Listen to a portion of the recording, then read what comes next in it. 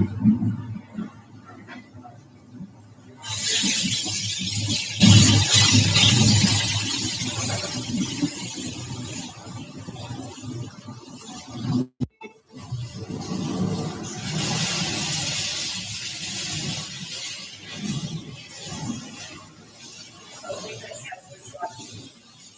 Bondi Beach as an absolute massacre. Daniel Ryan spoke with a Jewish man who survived the October 7 massacre, only for him to be injured in the chaos of today's shooting. And a warning, some viewers may find this interview confronting. So we're just looking at the Jewish leaders over here hugging each other. I mean, what else can you do? Not a lot you can do right now. Right now, everyone's got to help, everyone's got to hug, everyone's got to embrace. This is it was a bloodbath. It was an absolute massacre. Tell me what happened. I was here with my family. It was a Hanukkah celebration. There were hundreds of people. There were children. There were elderly families enjoying themselves. Children, kids at a festival, playing, and then all of a sudden it's absolute chaos. There's guns, fire everywhere. People ducking. It was absolute chaos. We didn't know what was happening, where the gunfire was coming from. I saw blood gushing in front of me. I saw people hit, saw people fall to the ground. My only concern was, where are my kids? Where are my kids? Where's my wife? Where's my family? I survived October 7. I lived in Israel the last 13 years. We came here only 2 weeks ago to work with the Jewish community, to fight anti-Semitism, to fight this bloodthirsty, ravaging hatred. That's why you're here. That's why I'm here. We've lived through worse. We're going to get through this, and we're going to get the bastards that did this. Tell me, did you see the gunman? I did. I saw at least one gunman firing. Looked like a shotgun, firing randomly in all directions. I saw children falling to the floor. So elderly. I saw invalids. I saw people. Just, it was an absolute bloodbath. Blood gushing everywhere. October 7th. That's the last time I saw this. I never thought I would see this in Australia, not in my lifetime. On Bondi Beach? On Bondi Beach, of all places, this iconic place. Your children, your wife? My children, my wife is safe, thank God. They're okay. They managed to get away. But I didn't know. I didn't know where they were, and that's nothing. There's no greater fear, no greater horror not knowing where your family is. They're okay.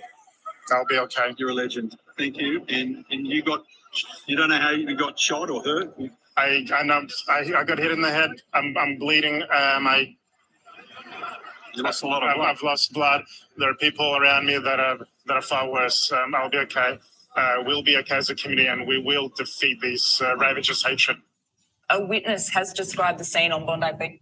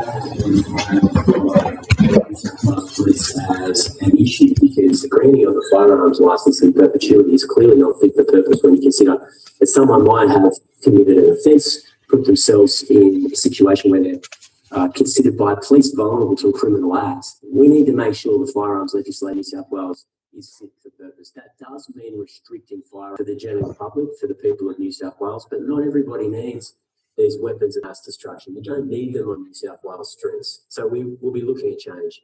But I understand your details. That's completely understandable. You're going to have to give me some time to get the legislation drafted so that we can do it in an appropriate way, in a way that will make a difference. Yes.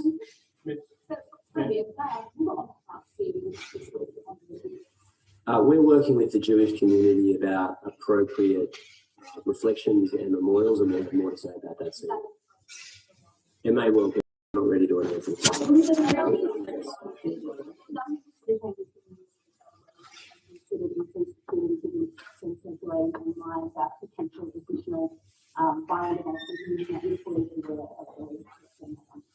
Look, of course, that's a massive issue. New South Wales Police, the government, have turned our minds to those big celebrations, those iconic days in Sydney. But at the moment, our immediate focus is on this investigation and keeping the community of Bondi at Dover Heights safe. I think actually any you aware of the media speculating about violent values and how I'll answer and then throw them out. I mean, just say that will be met with the full force of the law. There will be no tolerance for any kind of retribution or some kind of vindictive counter assault on anyone in our community. We're not going to allow ever a situation where we descend into some kind of lawlessness. And if you are considering participating in something like that, you can expect a massive, overwhelming police response. It will not be tolerated. We need to appeal for calm. We need to be in a situation where we're saying to the people of New South Wales, this is a horrible event. You have to allow the communities in New South Wales to heal, to have some moment of reflection where they can mourn the loss of their loved ones. The last thing we need is a descent into vindictive violence, and we won't tolerate it in New South Wales. Mel? Yeah, thanks, Premier. I'm actually aware of that social media post. One of the key roles of Operation Shelter is to make sure that we scrape intelligence, to make sure that we plan appropriate responses. So this will be an ongoing process. We will be looking for matters that we need to plan a police response about. Our focus is clear: to keep the community safe. If people think that they're going to engage in violence, they're wrong. The police will be there, the police will take appropriate action, and I want to make that really clear. Calm is what is required at the moment. Retribution is inappropriate. The community is in grief. The community is mourning. We need calm. Thank you very much, everyone. All right, that was the New South Wales Police Commissioner, Mal Lamian, the Premier Chris and Police Minister Yasmin Catley speaking there, giving an update on the Bondi Beach shooting last night. We heard there from the Premier confirming 15 victims.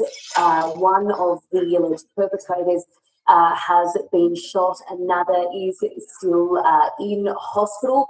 We heard from the police there saying that it is likely that the 24-year-old man who remains in hospital is likely to face criminal charges.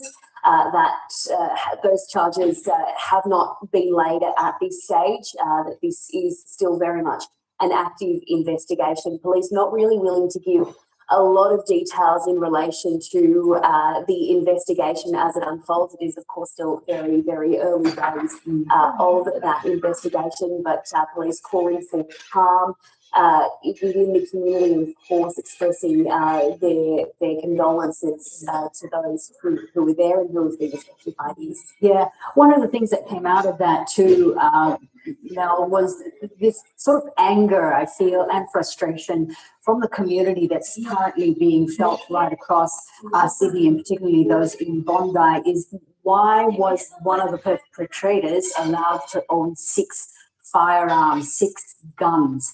Now, the New South Wales Police Commissioner, Mel Lanyon, said that, well, he did have a license to own 6 firearms.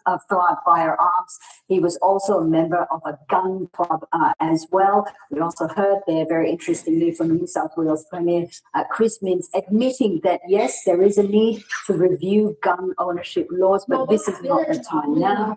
They are currently focused on the investigation. The Commissioner saying that he wants to ensure there is a thorough investigation, and the Premier, Chris Minns, there promising to look at gun ownership laws and reviewing that in the future. We will, of course, keep you up to date on this story as it develops and bring you the latest information here on the News Channel. Absolutely. We will return to our Bondi coverage in just a moment. We do need to get across an emergency bushfire warning, which has been issued for Warradaji in Western Australia's Midwest region. The alert has been issued for an area bounded by Brand Highway to the east, Corrigreen Head Road to the south, to the Nature Reserve to the west, and the intersection of Brand Highway and Beros Road to the north in Warradaji. Now, the out-of-control blaze is moving in a southeasterly direction. Residents are advised to leave now if it is safe to do so. Now, authorities are saying there is a threat to lives, homes, and property. Now, do remember, if you'd like the latest on this bushfire, you can always tune into your ABC local radio, or go to the Emergency WA website. And of course, we will continue to update you on the latest on this fire here on the News Channel as well. We'll return now to the Bondi attack coverage. Police remain inside the short-term rental in Sydney's inner west, where the gunman had been staying. Our reporter Isabel Rowe is there. Isabel, we've just heard from the police giving a bit of an update on the investigation, but just take us through what's happening where you are in Campsie. Yeah, so this is the place where that father and son shooter couple was staying in the past few days, away from their family home. Overnight, residents have told me here they've had police helicopters and police out the front calling for people to come out of this home. It's a short-term rental. There are other people staying here, so they were taken by surprise and brought out in the middle of the night. They've come back here this morning to get their belongings and find somewhere else to stay. But this is the place where police say the men had been preparing in the last couple of days. Isabel, what do we know at this stage about the father and son?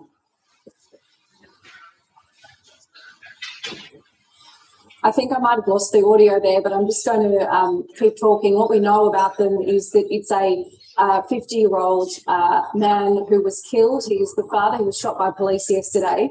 His 24-year-old son was also there. He was shot but not killed, and he's in a critical condition in hospital. Police were saying he will face charges. They were under investigation, or at least the son was under investigation, we understand, 6 years ago from ASIO.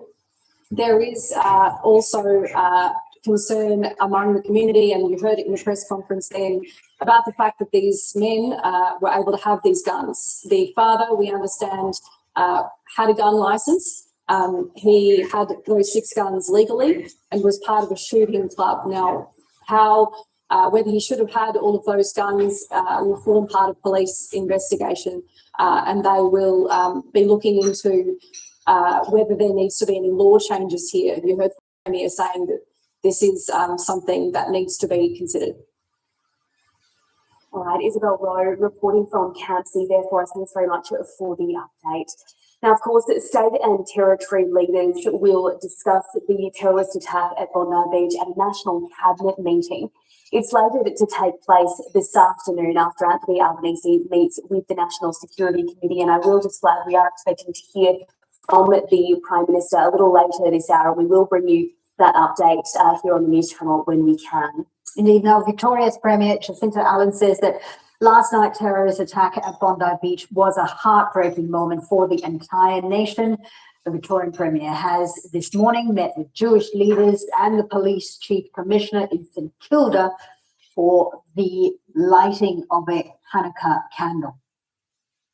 My colleagues and I are here today to say we wrap our arms around Victoria's strong, proud Jewish community, a community that has given so much to this state, a community so many have chosen us, has chosen Melbourne and Victoria as their home, and we simply would not be the strong state we are today without the multi-generational contribution of Jewish families, Jewish business leaders, community leaders.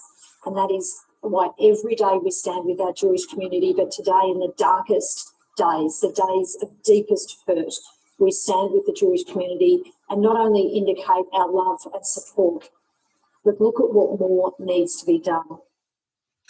Meanwhile, South Australian Premier Peter Malinauskas says the state is ready to assist New South Wales resources if they're needed, while also pledging to do all he can to ensure the Jewish community feels safe, supported and protected. Critically, overnight, of course, we saw our authorities get into action to make sure that all concerned are protected where we can. Last night, South Australian Police were able to quickly respond to events that they witnessed in New South Wales by ensuring that Hanukkah events in South Australia had a strong police presence as a precautionary measure. I would like to take this opportunity to thank South Australian Police for their quick actions in that regard. It was certainly very well received from those people that were present at those events, including one particularly large one at Rama Park within the city.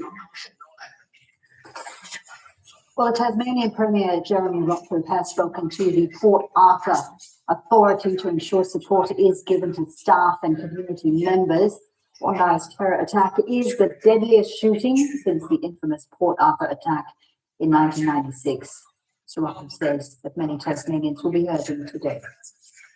Tasmanians' lived experience through the tragedy of April 1996 is very close to the surface for many, many Tasmanians.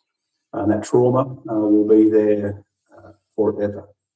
That's why it's important that we acknowledge the many Tasmanians that will relive the trauma associated with the tragic events in Bondi. Let's return to Bondi Beach itself. Now, the Red Cross has been at Bondi since last night's attack. They're offering support and assisting those affected. They spoke with our reporter, Jacob Nolan. Jacob, thank you very much for your time. How are you feeling today in the aftermath of this terror attack? Yeah, thank you very much for having us.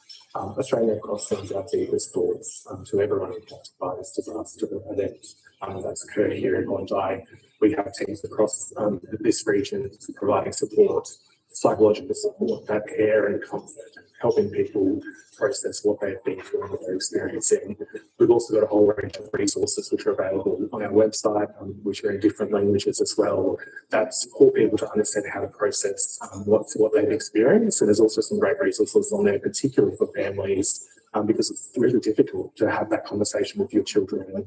And we know that they experience these incidents in a really traumatic way. So it's that providing that calm, providing that comfort, providing that reassurance of safety is really important. So jump on our Red Cross website and access some of those resources. This is, as you said, such a traumatic event. How are people responding to the support you're providing so far? Yeah, absolutely. People are reaching out to us, asking about how they can practically support. We know that we've had an incredible generosity of people reaching out to our lifeblood colleagues to donate blood, but also just, wanting to listen, wanting to get some support, wanting to connect, which is really important, what we encourage people to do during those times.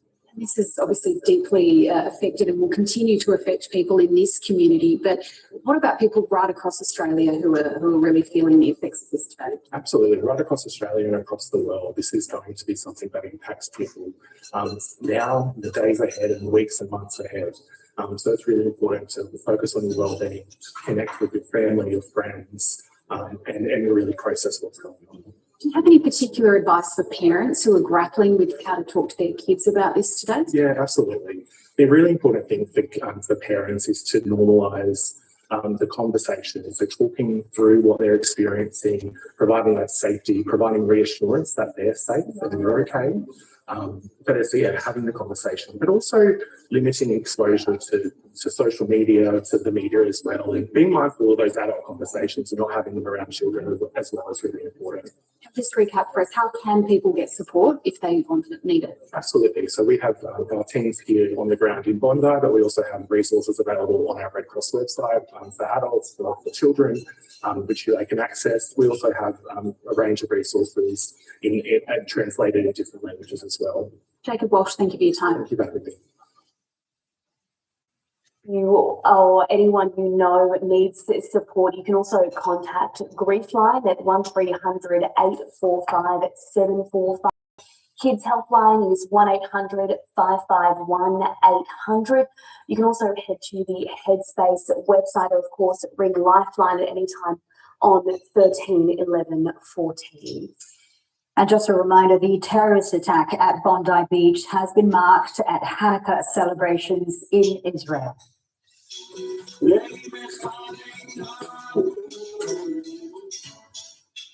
Vigils are being held in Tel Aviv. Australian representatives condemned anti-Semitism and lit candles in honour of the victims.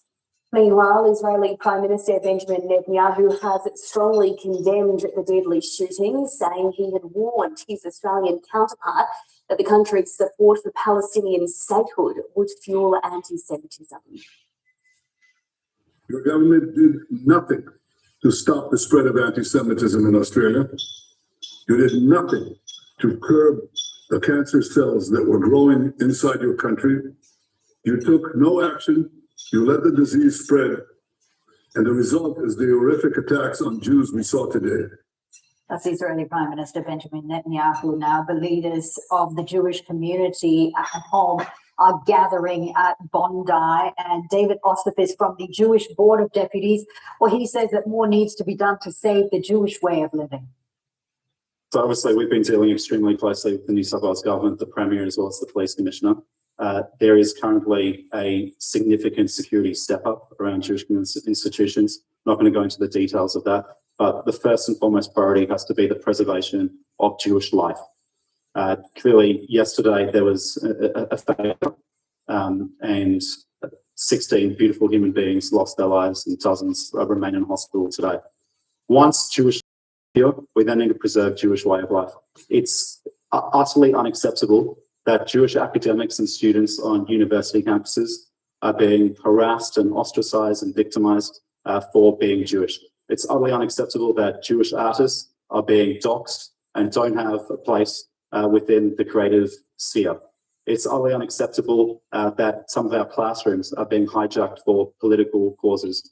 It's unacceptable that the Prime Minister's Special Envoy for Anti-Semitism has a report dealing with all of these matters, and it's sat on the shelf for all of these months. So those are immediate actions. And then beyond that, we need leadership from civil society to call out and to say that anti-Semitism isn't just a Jewish problem, it's an Australian problem, that they stand with the Jewish community unequivocally. And from our political leaders, we've seen great leadership and moral strength from the Premier. I think that needs to be mirrored elsewhere on these matters. But do you need our federal Prime Minister? Look, I think the federal government has made a number of missteps on anti-Semitism. I think when an attack such as what we saw yesterday takes place, the paramount and fundamental duty of government is the protection of its citizens. So there's been an immense failure, and an investigation needs to come to grips with how that was allowed to take place. But there's no two ways about it. The federal government was very slow to come to grips with this issue. We haven't seen the leadership at a federal level that we have at the state level. And now, more than ever, is the moment. If we're not going to step up now and deal with this for the crisis that it is, when are we?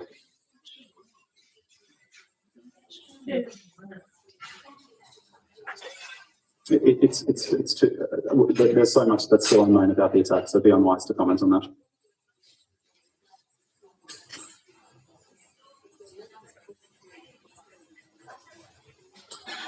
Look, I don't want to comment too much on the security settings for yesterday, but it's obvious that the greater the security presence you have in the event, the more deterrence it has on the assailants. I don't want to go into the security arrangements for that event or any other Jewish communal institution or event.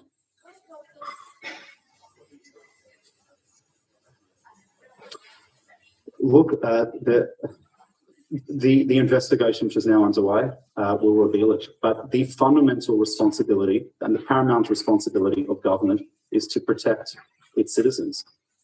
Clearly yesterday that did not take place. Two individuals who seem reasonably sophisticated were able to set up in close proximity to a Jewish event and to murder Jews in cold blood. Alex, myself and the Jewish community more broadly, we've been warning about the prospects of a mass casualty event for some time. And clearly, I think all stakeholders have to reflect on how we've gotten to this moment and how this is allowed to, how yesterday occurred.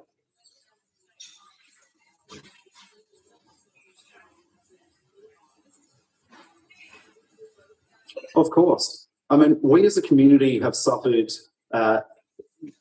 attempted arson on our synagogues. I mean, one synagogue in Melbourne was burnt to the ground. We very narrowly escaped a mass casualty event when a synagogue in Melbourne earlier this year was set alight with Jews still inside. Despite that, there is a contingent in our community, including leaders who at every opportunity wish to minimise the Jewish experience, wish to call it a hoax, wish to quibble with anti-Semitism statistics to try to undermine what we're saying. So yes, I think Josh Burns is entirely right. The Jewish community has been through hell over the past 2 years, and notwithstanding all of that,